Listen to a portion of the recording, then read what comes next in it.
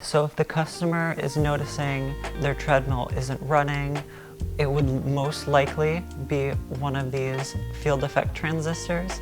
These are what control the voltage of the motor, which the outputs are right here. These FETs are controlled by this proprietary logic box, which then outputs to these terminals over here.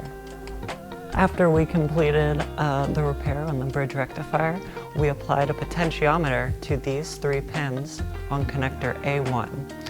We then attached a 90-volt DC motor to our motor connectors, and then we saw a gradual speed up and speed down, which allows treadmill speed to be controlled completely independently from the board itself.